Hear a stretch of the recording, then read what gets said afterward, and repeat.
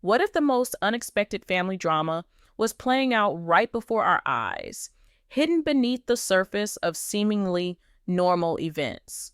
For years, viewers have watched the Roloff family navigate the complexities of their unique lives. But what if an insider report, an exclusive theory circulating among those closest to the situation, suggests a new, darker chapter is unfolding? Whispers hint at a seismic shift in family dynamics, a competitive tension so profound it might be actively reshaping the future of the Roloff legacy. We've received exclusive theories suggesting that what appears to be a friendly separation of ventures could, in fact, be a covert campaign of sabotage.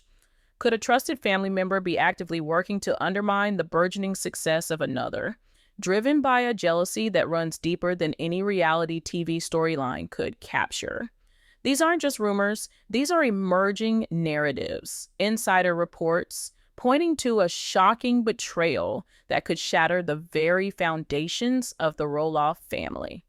Before we delve into these groundbreaking insider reports and exclusive theories, please take a moment to impress us by hitting that like button and, if you haven't already, subscribe to LPBW Update for more exclusive content and in-depth analysis of the Roloff family saga.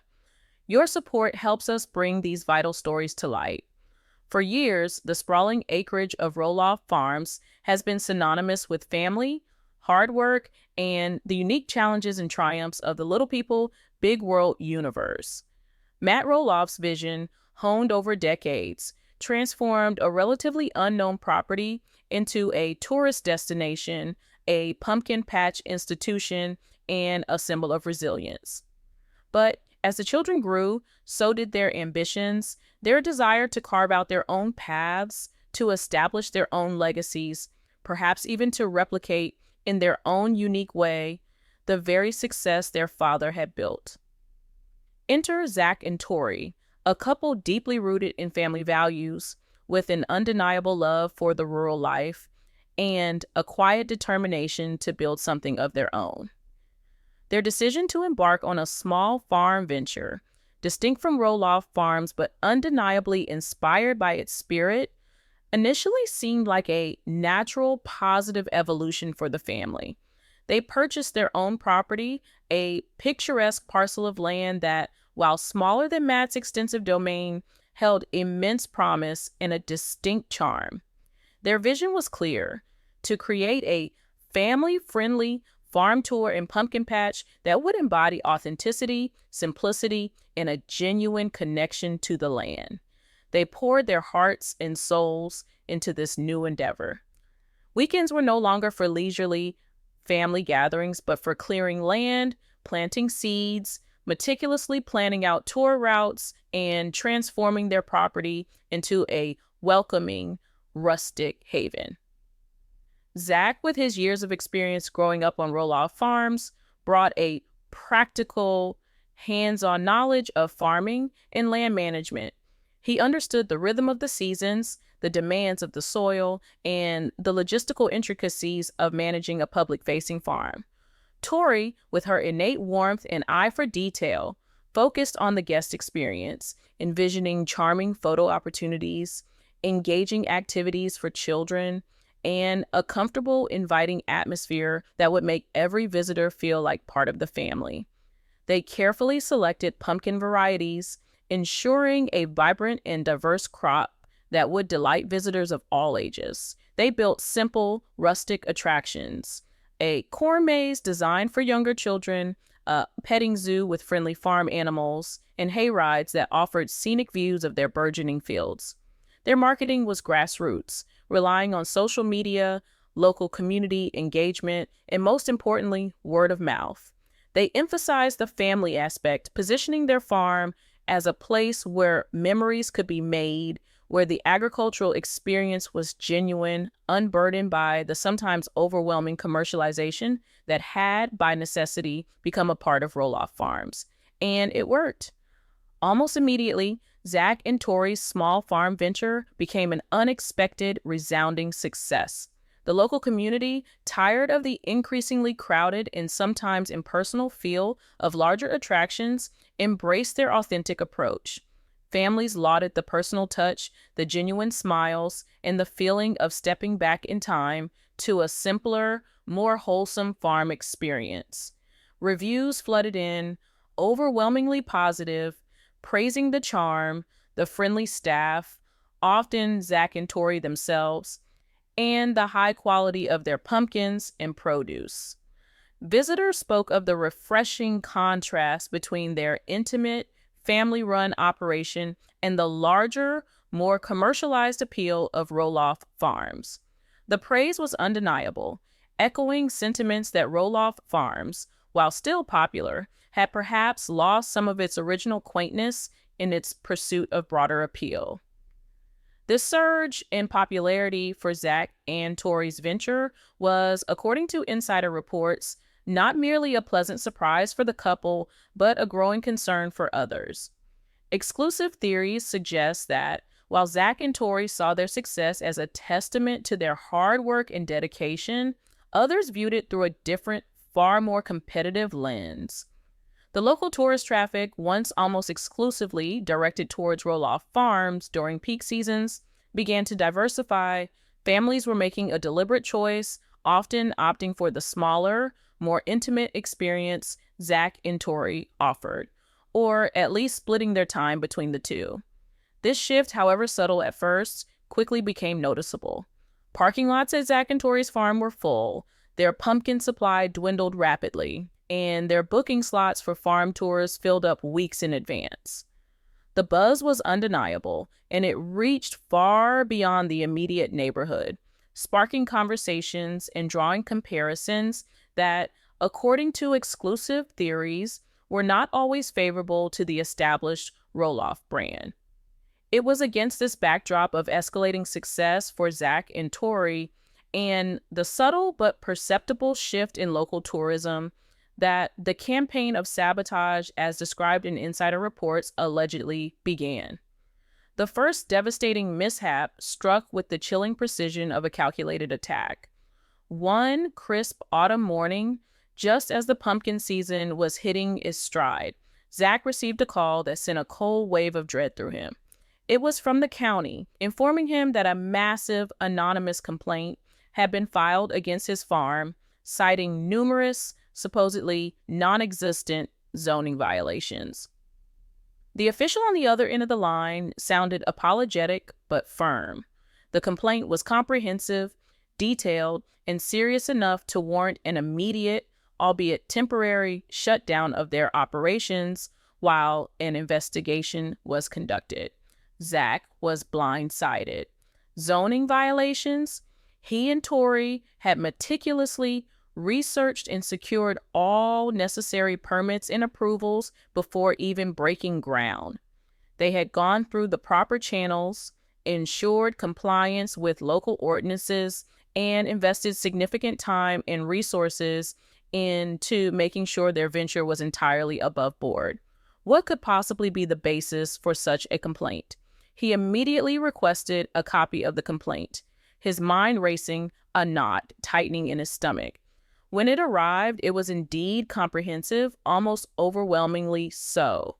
It listed everything from alleged inadequate parking facilities to unapproved structures, from improper waste disposal methods to, most alarmingly, a specific reference to an irrigation line, supposedly installed in a prohibited area. Zach read through the document repeatedly, his confusion slowly giving way to a sickening sense of alarm.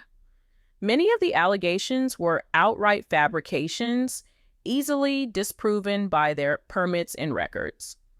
But one detail, in particular, stood out, gnawing at him with a chilling specificity: the mention of the new irrigation line.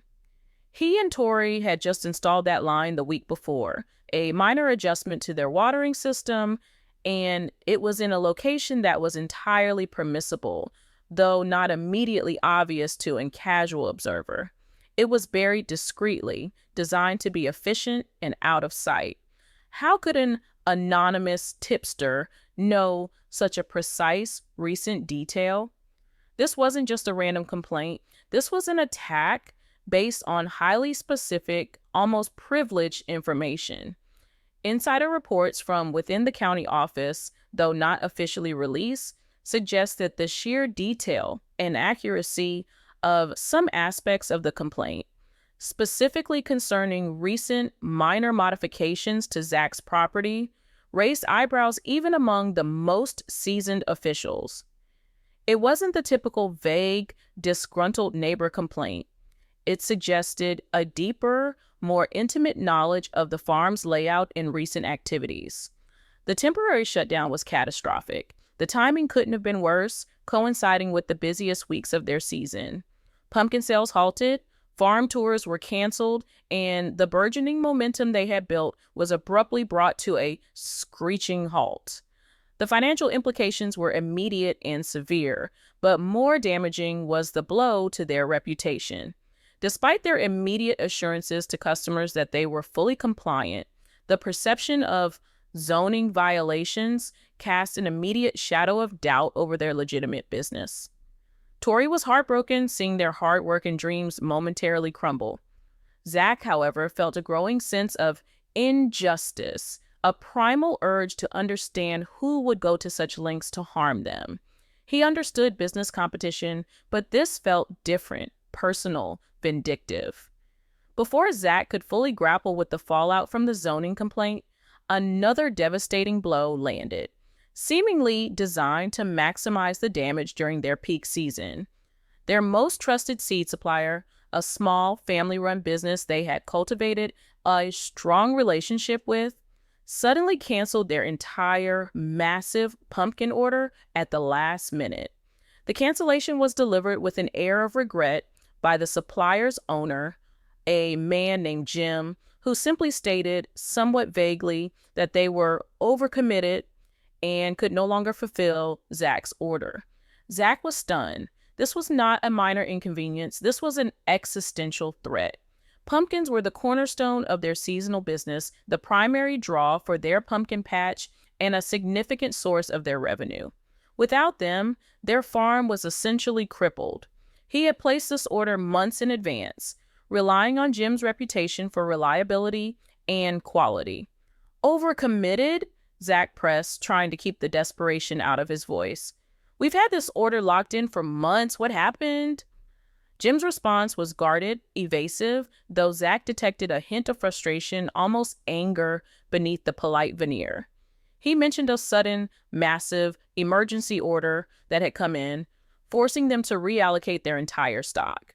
He couldn't elaborate further, citing confidentiality, but the implication was clear. Someone else had swooped in, effectively buying out the supplier's entire pumpkin inventory, leaving Zach and Tori in the lurch. Zach hung up the phone, a cold dread washing over him. This felt too coincidental, too perfectly timed with the zoning fiasco. Who would place a massive, last-minute emergency order for pumpkins, an order so significant it would wipe out a major supplier's entire stock during peak season? And why? Exclusive theories emerging from close family circles and the wider farming community suggested that such a move was highly unusual, almost unprecedented in its scale and timing. It wasn't just a business decision, and it felt like a tactical maneuver.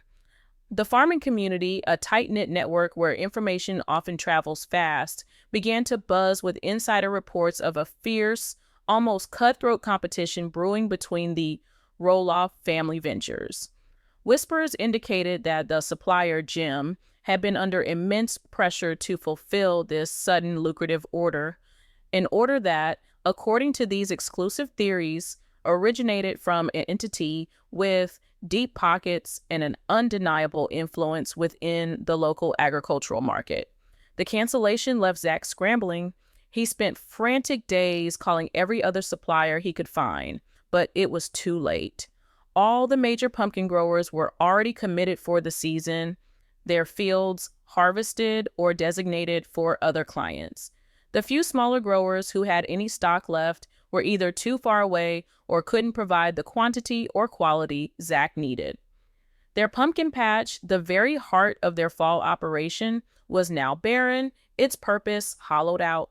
The financial losses compounded, and the disappointment of their customers who had been eagerly anticipating their visit was palpable. Tori tried to remain positive, suggesting they pivot to other activities, but the central attraction was gone. The blow felt deliberate, a targeted strike at the very core of their business model. Just as Zach and Tori were reeling from the double whammy of the zoning shutdown and the pumpkin catastrophe, the third wave of sabotage hit, a modern, insidious attack on their hard-earned reputation. Overnight, their business page, once glowing with 5-star reviews and heartfelt testimonials, was flooded with hundreds of negative 1-star reviews. These weren't legitimate customer complaints. They were clearly fake, copy-pasted diatribes, often nonsensical, sometimes repeating the same phrases, and always, without exception, maliciously critical. They attacked every aspect of the farm: the quality of the pumpkins, the cleanliness of the facilities, the friendliness of the staff, even going so far as to question the safety of the attractions. The sheer volume was overwhelming, and their impact was immediate and devastating. In the age of online reputation, a deluge of negative reviews can cripple a small business faster than almost anything else. Potential customers researching their farm online would immediately be greeted by this sea of negativity, deterring them before they even considered visiting. Zach and Tori spent hours frantically trying to report the fake reviews, flagging them for removal, but the process was slow and frustrating. For every review they managed to get taken down, 10 more seemed to appear. The algorithm, designed to identify genuine feedback, was struggling to keep up with the sheer scale of the coordinated attack.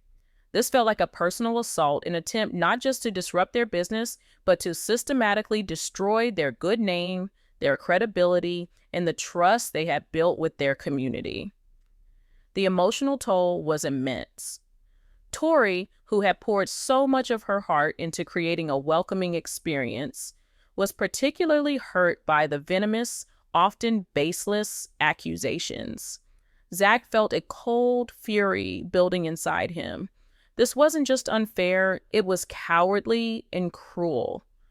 According to insider reports circulating among local tech experts and online community managers, such a coordinated, large-scale negative review campaign is not only incredibly difficult to orchestrate without significant resources, but it also often indicates a highly motivated and determined perpetrator. It speaks to a level of vindictiveness that goes far beyond simple business competition, hinting at a deeply personal agenda. Exclusive theories began to emerge, postulating that whoever was behind this barrage of digital attacks possessed not only the technical know-how, but also an intimate understanding of Zach and Tori's business vulnerabilities and their online presence. Overwhelmed but refusing to be defeated, Zach knew he couldn't let these mishaps stand. His family's livelihood, their dream, was under direct assault, and he was determined to uncover the truth, no matter how painful it might be. His investigation began with the county official who had handled the initial zoning complaint. Zach, putting on his most professional and persistent demeanor, scheduled a meeting, determined to get more information. He politely but firmly explained his situation, emphasizing the meticulous care they had taken to comply with all regulations. He expressed his profound confusion about the specific details in the anonymous complaint, particularly the highly accurate mention of their newly installed irrigation line. The official, a seasoned bureaucrat named Sarah, listened patiently. Zach recounted the series of events, the sudden supplier cancellation, the flood of fake reviews, making a subtle case that these incidents felt connected, coordinated. He wasn't accusing anyone directly, but he was clearly conveying the sense that something deeply suspicious was afoot. As Zach talked, subtly guiding the conversation, he noticed a flicker of recognition, a slight shift in Sarah's expression when he mentioned the irrigation line. Finally, after Zach reiterated how specific and recent that detail was, Sarah, perhaps feeling a touch of sympathy or simply finding the pattern too unusual to ignore, leaned in slightly. "Off the record, Zach," she began, her voice lowered. "The tipster who filed that complaint knew a lot more than your average concerned citizen. They specifically mentioned that irrigation line. They knew its exact location, even the week it went in. It was quite precise, too precise for someone who claimed to be just passing by." Her words landed like a bombshell. It wasn't just a general complaint. It was detailed, informed by insider knowledge.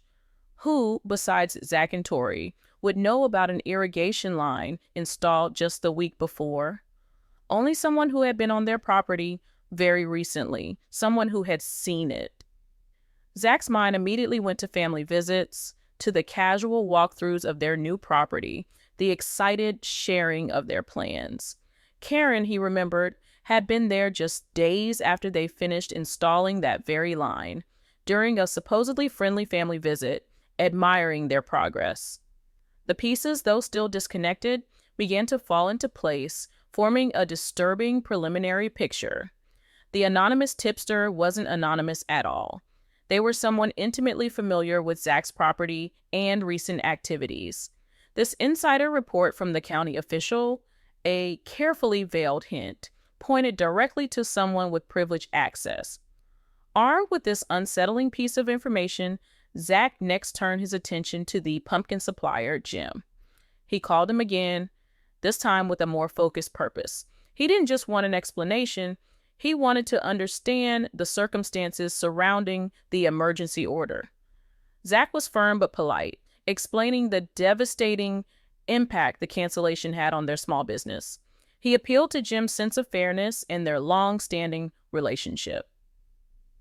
After a bit of initial resistance, Jim, clearly still frustrated by the situation himself, began to open up. He explained with a tone of exasperation that he had been practically strong-armed into accepting the last-minute emergency order. "It was huge, Zach. I mean, massive. Bought out my entire remaining stock, every single pumpkin," Jim recounted, his voice tinged with lingering annoyance. "And get this, it came from Roloff Farms. They claimed it was for an unexpected surge in demand, a last-minute event, and said it was an emergency and they needed everything I had. They paid top dollar too, no questions asked. I couldn't really say no to that kind of money and urgency, especially given the timing." Zach felt a cold shock. Roloff Farms? His father's farm? This was beyond belief. He knew Matt was organized, meticulous about his pumpkin orders, usually planning them out far in advance. An emergency order of that magnitude, wiping out an entire supplier's stock, seemed completely out of character for his father, especially without any prior discussion or mention of such an event. Matt would never intentionally sabotage his son's business, would he? It didn't make sense. However, the supplier's story was undeniable. The order came from Roloff Farms. This insider report from the supplier provided a direct, though still incomplete, link. Zach knew he had to confirm this with his father immediately. He called Matt, carefully, casually at first, asking about the pumpkin season, subtly probing if there had been any unexpected, massive orders placed. Matt's response was definitive and immediate. "No, Zach, our pumpkin orders were placed months ago. Everything's on schedule." Why? Matt's genuine confusion and lack of knowledge about any such emergency order were clear, unambiguous. This meant one of two things. Either Matt was deliberately lying, which Zach found hard to believe, especially given the context, or someone else, operating under the umbrella of Roloff Farms, had placed that order without his father's knowledge or consent. An exclusive theory began to solidify in Zach's mind. If Matt wasn't involved, then who within the Roloff Farms orbit had the authority, the motive, and the opportunity to place such a crippling order? The implication was chilling. The pieces of the puzzle, though still fragmented, were beginning to form a terrifying picture for Zach. The anonymous zoning complaint filed with shocking insider knowledge about a newly installed irrigation line, the last-minute crippling cancellation of their pumpkin order due to a massive emergency purchase made under the name of Roloff Farms, an order Matt knew nothing about, and the relentless malicious flood of fake one-star reviews. Each incident, seemingly isolated, now felt intricately connected, part of a systematic campaign. The pattern was too clear, the timing too perfect, the impact too devastating to be mere coincidence. Zach's initial confusion had morphed into a burning conviction. Someone was actively trying to destroy his and Tori's business. And the clues, subtle as they were, pointed to someone with intimate knowledge of both their farm and the operations of Roloff Farms. The question of who had this insider knowledge, this access to resources, and this level of vindictiveness began to loom large. Insider reports circulating discreetly within the family and among close associates started to coalesce around a disturbing exclusive theory. It suggested that the motivation wasn't purely business competition in the traditional sense, but something far more personal. A deep-seated jealousy, perhaps even a perceived threat to an established order. The success of Zach and Tori's venture, praised for its authenticity and drawing away some of the traditional Roloff Farms tourist traffic, might have been seen not just as a competing business, but as a direct challenge, a personal affront. The very elements that made Zach and Tori's farm so appealing, its authenticity, its family-run charm, were perhaps viewed as a pointed contrast to the more commercialized direction Roloff Farms had taken. Zach felt a profound sadness mixed with his anger. He had always believed in family, in supporting each other's endeavors. To think that someone so close could harbor such resentment, such a willingness to undermine their hard-earned dream, was a bitter pill to swallow. He replayed conversations, remembered subtle comments, and tried to make sense of the growing evidence. The county officials' veiled hint, the supplier's exasperated explanation, the sheer malice of the online attacks, it all painted a picture of a deliberate, calculated assault. He knew he was close, that the final piece of the puzzle, the smoking gun, was waiting to be discovered. He needed irrefutable proof, something that would leave no room for doubt, something that would force anyone involved to confront their actions. The emotional weight of this investigation was immense. It wasn't just about saving his business, it was about confronting a deeply unsettling truth that threatened to tear apart the very fabric of his family. The coming revelations, as foreshadowed by these insider reports and exclusive theories, promised to be nothing short of devastating, forever altering the landscape of the Roloff family dynamics. The tension was palpable, and Zach knew he couldn't back down now. He had to keep pushing for Tori, for his children, and for the integrity of their dream. The stage was set for a confrontation that would, according to our exclusive theories, expose a betrayal far more profound than anyone could have imagined. The final, crucial piece of the puzzle, the one that would transform suspicion into certainty, came from a place Zach hadn't initially considered: the digital world. The flood of fake reviews was not just a malicious act, it was a trail of digital breadcrumbs. Zach, while knowledgeable about farming, was no expert in cybersecurity or digital forensics. He knew he needed help, someone who could navigate the complex world of IP addresses, server logs, and online anonymity.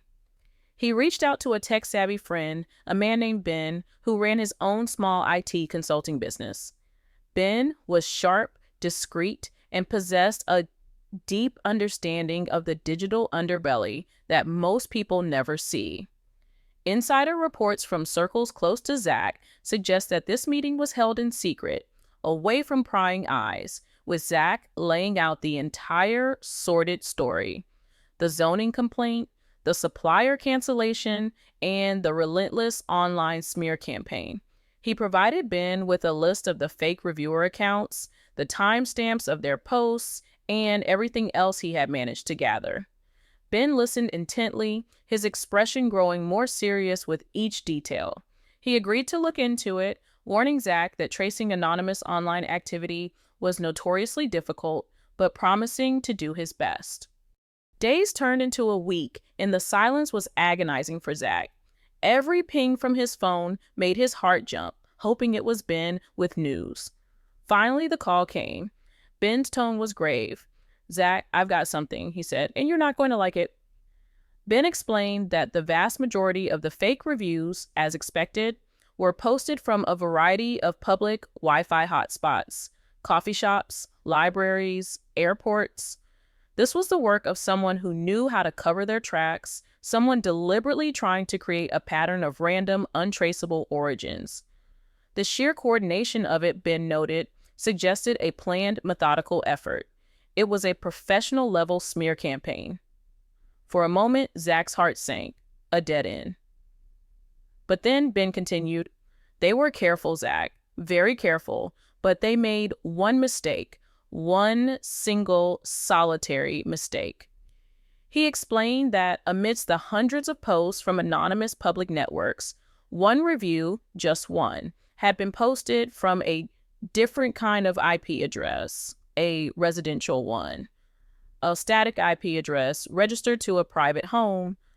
Someone, in their haste or carelessness, had forgotten to connect to the public Wi-Fi, or perhaps their connection had dropped, and their device had automatically reconnected to its home network before they posted.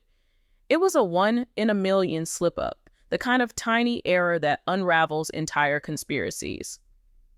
Zach held his breath, his knuckles white as he gripped his phone. "Whose address is it, Ben?" he asked, his voice barely a whisper. There was a pause on the other end of the line, as if Ben was steeling himself to deliver the final, devastating blow. "The IP address is registered to the new house," Ben said quietly, "the one your dad and Caryn just finished building." The world seemed to stop for Zach. It was a physical sensation, a hollowing out in his chest, the air sucked from his lungs. The new house, Matt and Caryn's house, it was the smoking gun, the irrefutable, undeniable proof that connected every piece of the sabotage directly to his own family. It wasn't a stranger, it wasn't a random business competitor. The anonymous tipster with insider knowledge of his irrigation line, the mysterious Roloff Farms emergency order that his father knew nothing about, the hundreds of fake, reputation-destroying reviews, it all originated from one source. The realization was sickening, a profound and visceral betrayal that cut deeper than any business loss ever could. This wasn't just competition. It was a deeply personal, calculated act of destruction perpetrated by someone he was supposed to call family. The insider reports, the exclusive theories that had seemed so dramatic, so far-fetched, now felt like a chilling understatement of the truth. The days following that phone call were a blur of cold fury and profound sorrow for Zach. He was a man adrift, caught between the need for immediate, explosive confrontation and the paralyzing weight of what this revelation meant for his family. How do you confront your own father with evidence that his wife, your stepmother, has been systematically trying to ruin you? How do you even begin a conversation that you know will shatter his world and irrevocably break the fragile bonds of your family? According to sources close to the couple, Tori was his rock during this time, a wellspring of quiet strength and unwavering support. She listened as he paced their living room, his voice a low, pained monologue as he pieced together the timeline of deceit. She saw the anger, but also the deep hurt in his eyes, the look of a son who felt utterly betrayed not just by a stepmother, but by the very idea of family loyalty he had been raised to believe in. After days of deliberation, Zach knew what he had to do. He couldn't let this fester. He had to present the evidence to his father. This wasn't about revenge. It was about truth, about protecting his family and his livelihood, and about holding the perpetrator accountable. He called Matt and asked to meet, his voice carefully neutral, betraying none of the turmoil raging inside him. He suggested they meet at Roloff Farms in Matt's office, a place that was both a hub of business and a repository of family history, a fitting stage for the drama that was about to unfold. Zach walked into his father's office with a heavy heart, a folder of documents clutched in his hand. Matt initially was in a good mood, asking about Tori and the kids, oblivious to the storm that was about to break.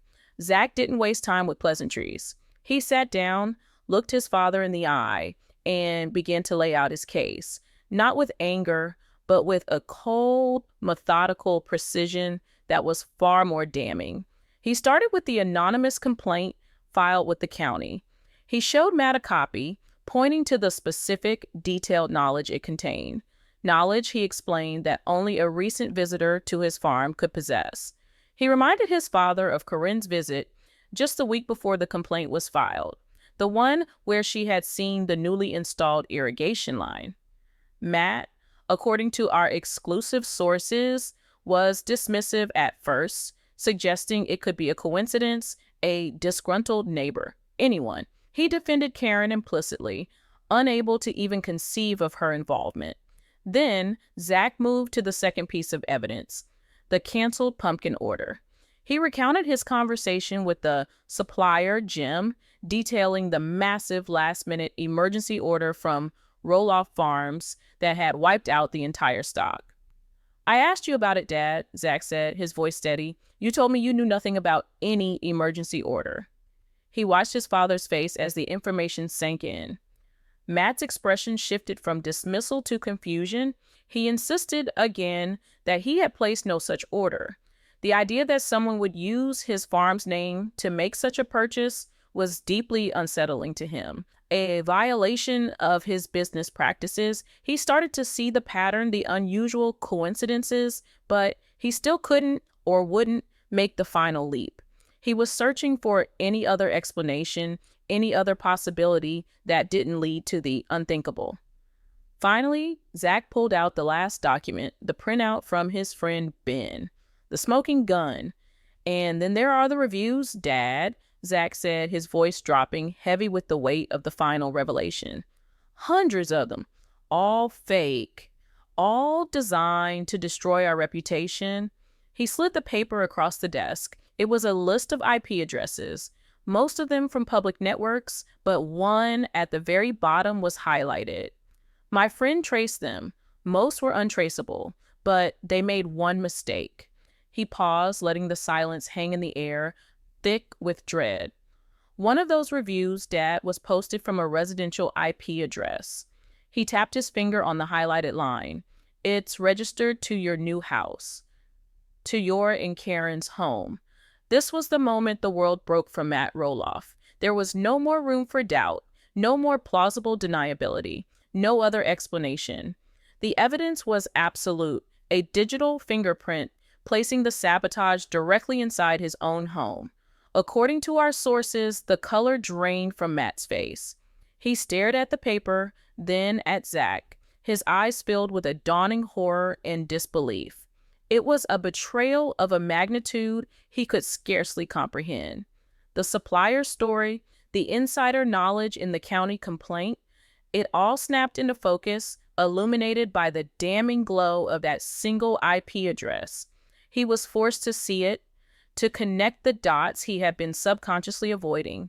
He had to confront the reality that Caryn, the woman he loved and trusted, his partner in life and in business, had been driven by a competitive jealousy so venomous, so profound, that she would actively, systematically try to ruin her own stepson's livelihood. It was a betrayal on every possible level.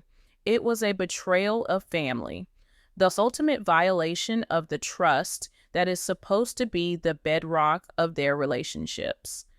It was a betrayal of the very spirit of farming, of the idea of hard work and honest competition that Matt had spent his entire life trying to instill in his children. He had taught them to build, to create, to persevere. And Here was evidence that his own partner had been working in the shadows to tear down what his son had built. The success of Zach and Tori's venture, which should have been a source of pride, a testament to the legacy he had started, had instead been twisted into a threat in Caryn's eyes, a competition to be eliminated rather than a new branch of the family tree to be nurtured. The insider reports and exclusive theories had pointed to this shocking conclusion, but seeing the raw, undeniable proof laid out on his own desk, presented by his own heartbroken son, was a devastating blow from which there could be no easy recovery. The future of the Roloff family, the future of Roloff Farms, and the very foundation of Matt's own life had been fractured, perhaps irreparably. The silence in that office was filled with the weight of this catastrophic truth, a truth that would undoubtedly send shockwaves through the entire Little People, Big World universe for years to come. The confrontation in Matt Roloff's office was not an ending, but an explosion. It was the detonation of a carefully concealed landmine that sent shockwaves ripping through the very bedrock of the Roloff family, fracturing relationships and reshaping alliances in ways that no one could have predicted. The silence that followed Zach's departure, leaving the damning printout of the IP address on his father's desk, was not a peaceful one. According to insider reports from sources who have observed the family for years, that silence was a deafening roar in Matt Roloff's mind, a vortex of shock, betrayal, and a grief so profound it threatened to consume him. For years, Matt had been the patriarch, the builder, the visionary who, despite his physical stature, stood as a giant in the world he had created. Now, in the quiet of his office, surrounded by the blueprints and photographs that chronicled his life's work, he was forced to confront the chilling possibility that the architect of his family's potential destruction was the very person he had chosen to build his future with. The evidence was irrefutable, a cold, hard fact in a world suddenly turned upside down. The supplier's story, the insider knowledge in the complaint, and now, the digital fingerprint from his own home. It was a chain of evidence, each link forged in malice, leading directly to Caryn. The hours that followed were, as described by exclusive theories circulating among those closest to the situation, the most agonizing of Matt Roloff's life. He didn't move from his desk, simply staring at the piece of paper, the highlighted IP address burning itself into his memory. Every possibility, every alternative explanation he had desperately clung to had been systematically dismantled by his son. This was not a misunderstanding. This was not an unfortunate series of coincidences. This was a calculated, sustained campaign of sabotage. When Caryn eventually found him, the atmosphere in the room was reportedly so thick with tension it was almost unbreathable. She saw the look on his face, the damning paper on his desk, and she knew. The confrontation that ensued between Matt and Caryn is the subject of intense speculation, with several competing insider theories emerging about what was said behind those closed doors. One exclusive theory, supported by sources who claim to have insight into Caryn's more vulnerable side, suggests a complete and total breakdown. In this version of events, confronted with the inescapable evidence, Caryn crumbled. The facade of the confident, in-control business partner dissolved, replaced by a torrent of tears and a confession born of desperation and a deep-seated insecurity that had festered for years. She allegedly admitted to everything, framing her actions not as malicious attacks, but as panicked attempts to protect her position and her relationship with Matt. She spoke of feeling increasingly threatened by Zach and Tori's burgeoning success. Their farm, so praised for its authenticity and family-centric charm, felt like a direct rebuke of the more commercial, business-like direction she had helped steer Roloff Farms in. She saw Tori not as a daughter-in-law, but as a rival for the matriarchal role, a younger, more authentic version of the farm wife that she could never be. The anonymous tip to the county, she might have claimed, was a misguided attempt to slow them down, to give Roloff Farms an edge, born from a fear that Matt would see their success and begin to question her own value and contributions. The pumpkin order was an act of business-minded panic, a way to secure their own supply chain while simultaneously kneecapping the competition.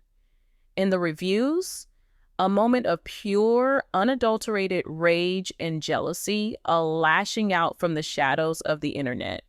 In this scenario, her confession was not an apology, but a raw, unfiltered look into a heart consumed by a jealousy so powerful it had driven her to betray the very family she had so desperately wanted to lead.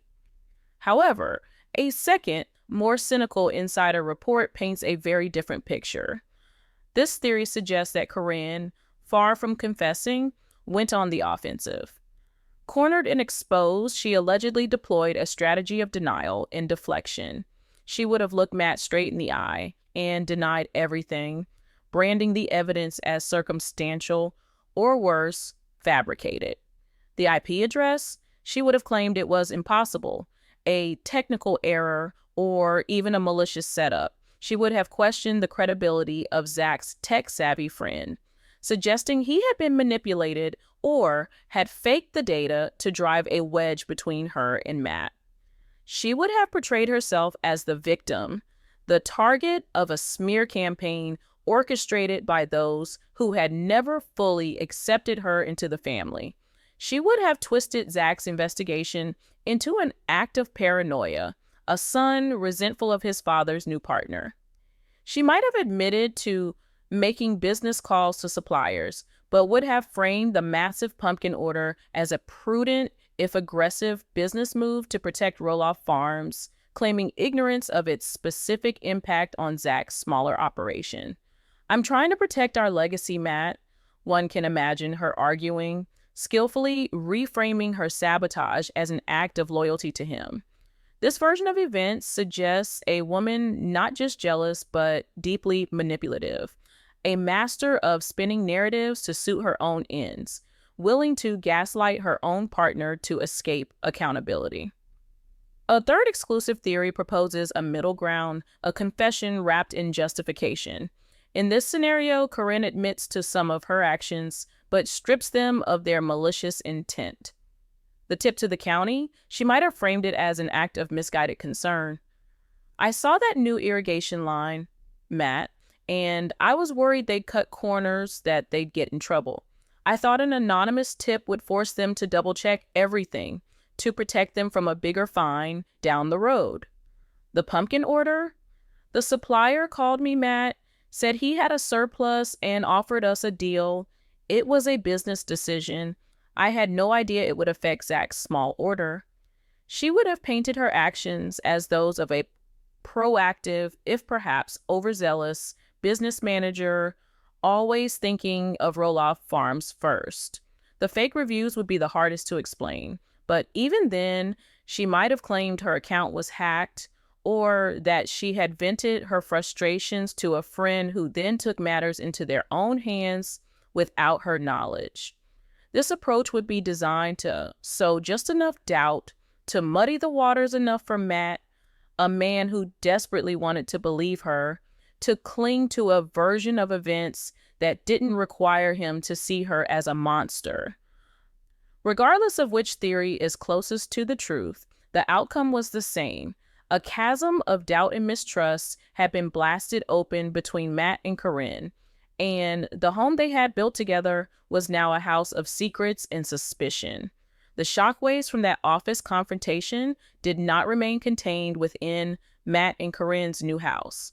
They radiated outwards, and the first person Zach turned to was his mother, Amy Roloff. According to reports, their meeting was an emotional one. Zach laid out the entire story, the methodical sabotage, the investigation, the final damning piece of evidence. For Amy, this news was a complex cocktail of emotions. On one hand, there was a profound sense of maternal fury, the idea that anyone, let alone Caryn, would so cruelly and systematically target her son and his young family was enraging. Her protective instincts, always strong, went into overdrive. But beneath the anger, insiders speculate there was also a grim, sorrowful sense of vindication. For years, Amy had expressed her discomfort, her suspicions about Caryn's role and influence at the farm and within the family. She had often felt marginalized, her position as the original matriarch of Roloff Farms slowly eroded. To hear that her deepest unspoken fears about Caryn's character had been validated in such a horrific way was not a victory, but a tragedy. It confirmed that the fractures in her family were even deeper and more poisoned than she had imagined. She immediately threw her full, unwavering support behind Zach and Tori, becoming their most vocal advocate within the fractured family circle.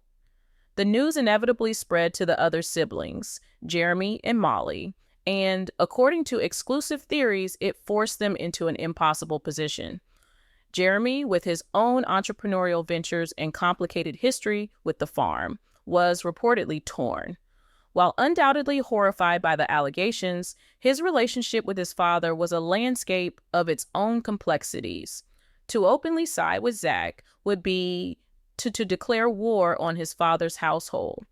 Molly, always the most private of the Roloff children, was likely devastated, preferring to stay out of the drama, but unable to ignore a betrayal of this magnitude. The family, once a united front presented to the world, was now irrevocably divided. Factions began to form, not through formal declarations, but through hushed phone calls, canceled family dinners, and the deafening silence between once close siblings. It was Team Zach, Tori, Amy on one side, a coalition forged in betrayal and a shared sense of grievance. On the other side was Team Matt, Caryn, an alliance now defined by a terrible secret, a partnership under the immense strain of either a horrific confession or a deeply damaging lie. The family gatherings, once the centerpiece of their public image, became a thing of the past. The chasm that had been slowly forming for years, ever since the divorce, had now become a vast, uncrossable canyon. In the midst of this familial collapse, Caryn's position became the subject of intense speculation. According to insider reports, her public-facing persona underwent a subtle but significant shift. She became less visible in the day-to-day operations of Roloff Farms, her once prolific social media posts about the farm's activities dwindling. This retreat, however, was not necessarily an admission of guilt. Exclusive theories suggest that behind the scenes, a new campaign was being waged, a campaign to control the narrative. Whispers began to circulate, subtle and insidious, designed to reframe the story. Reports from sources on the periphery of the family circle speak of a new narrative being spun, one that painted Zach and Tori as ungrateful and overly sensitive. In this version, their success had made them arrogant, and they had misinterpreted well-intentioned business decisions as personal attacks. The zoning complaint was a misunderstanding, the pumpkin order a standard competitive practice, and the reviews an unfortunate and mysterious event that Caryn was just as upset about as anyone. This whisper campaign was a masterclass in deflection, designed to protect Caryn's position and sow doubt among those not privy to the hard evidence. It was a power play, an attempt to isolate Zach and Tori and paint them as the source of the family's drama. Deeper theories from those who have analyzed Caryn's role over the years suggest her motivations went far beyond simple jealousy. It was perhaps a calculated strategy to solidify her power. By undermining Zach's independent venture, she was attempting to eliminate the only other potential heir to the Roloff farming legacy, ensuring that the future of Roloff Farms, and by extension the Roloff fortune, ran directly through her and Matt and no one else. She wasn't just competing with Zach's pumpkin patch, she was competing for the future of the entire Roloff empire, and she was playing a long, ruthless game. While the rest of the family was consumed by the drama and deceit, Zach and Tori found themselves at a crossroads. They had the truth, a truth that had cost them their sense of family unity, but what were they to do with it? According to sources close to the couple, a debate raged between them. Zach, fueled by a righteous and justifiable anger, felt the urge to go public, to expose the entire sordid affair to their loyal fan base. He wanted the world to know what had been done to them, to have their name cleared and the perpetrator publicly shamed. It was a desire for justice, pure and simple. Tori, however, argued for a different path. While just as hurt and angry, her primary concern was protecting her children from the toxic fallout. She feared that a public war would only lead to more pain, more headlines, and a family feud that would define their children's lives. She advocated for a quiet, dignified retreat from the drama, to focus their energy not on fighting the past, but on building their future. In the end, Tori's vision for a path forward won out. They made a conscious decision to rise above the betrayal. They would not engage in a public war of words. Instead, their response would be their success. They poured every ounce of their energy back into their farm. They found a new, more reliable pumpkin supplier from a neighboring state, explaining to him that they had been let down by their previous partner. They worked tirelessly with online platforms to report and remove the fake reviews. And they encouraged their genuine customers to share their positive experiences, slowly but surely burying the manufactured negativity under a wave of authentic praise. Their story, which began to leak out in vague terms through the local community grapevine, transformed them from a charming new business into a symbol of resilience. They were the underdogs who had been wronged, and the community rallied around them with fierce loyalty. Their farm was no longer just a place to pick pumpkins. It was a testament to integrity and hard work in the face of dirty tricks. Their authenticity, the very thing that had sparked Caryn's jealousy, now became their greatest weapon. Every family that chose to visit their farm, every 5-star review they earned, every sold-out hayride was a quiet, powerful victory, a statement that you cannot sabotage a dream built on genuine passion. Their success, organic and hard-earned, became the ultimate unspoken rebuke to the deceit that had tried to tear them down. The long-term consequences of this unconfirmed campaign of sabotage are profound and far-reaching. The future of Roloff Farms, once a shining beacon of family enterprise, is now shrouded in uncertainty. Matt Roloff, according to exclusive theories, is a man adrift, caught in an impossible position between his son and his partner. How can he continue to run a family business when his own family is so profoundly broken? Does his passion for the farm, a passion once shared with his children, wane now that it has become a symbol of such deep betrayal? Caryn's role, once that of a key strategic partner, is now a massive liability. Her every business decision will forever be viewed through a lens of suspicion. The very legacy that Matt spent a lifetime building has been irrevocably tainted. What was once a story about overcoming physical adversity to build a dream has now been overshadowed by a darker, more insidious tale of jealousy, betrayal, and a family at war with itself. As we look toward the future, the questions are endless. Can a family this broken ever truly heal? What will the next pumpkin season look like? Will the Roloffs ever stand together again on that farm, smiling for the cameras, or has the damage cut too deep? The story is far from over, and as new insider reports and exclusive theories continue to surface, we will be here to bring you every single update on this developing family crisis. The world of little people, big world, will never be the same.